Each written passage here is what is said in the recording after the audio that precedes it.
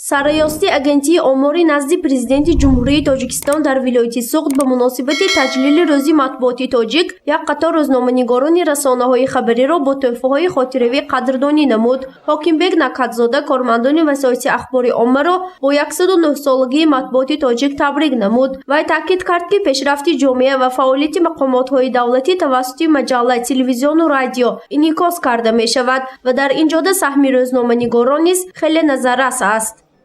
имсол рӯзи матбуоти тоҷикро мо дар арафаи ҳам ҷашни наврӯзи байналмилалӣ ҳам дар арафаи сисолати истиқлолияти давлатии ҷумҳурии Тоҷикистон пешвоз мефарстодаем. ин хеле хушбахтӣ ҳаст ва албатта чое ки асосгузори суду ваҳдати миллӣ пешвои миллат президенти ҷумҳурии Тоҷикистон муҳтарам Эмомалӣ Раҳмон ҳамавақт хайр мекунам.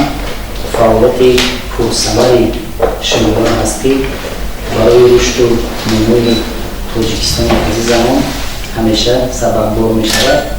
ҳокимбек Накадзода аз иштироки фаъолони рӯзноманигорон дар маъракаи муҳиме барои хатгирии аҳолӣ ва фонди манзил, ки соли гузашта гузаронида шуд, изҳори хушнудӣ намуд. Вай мегӯяд, намояндагони васоити ахбори омма барои бо муваффақият гузаронидани ин маъракаи сиёсӣ хеле фаъол буданд.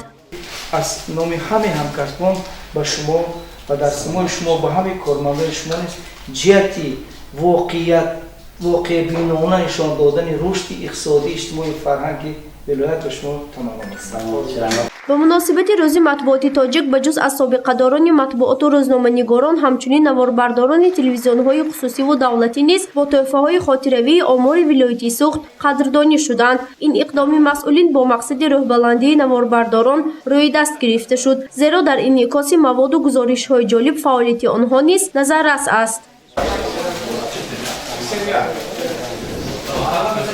гузориши Фарзона Шамсиева, Наимҷон Аюбов барои барномаи иттилоотии хабар.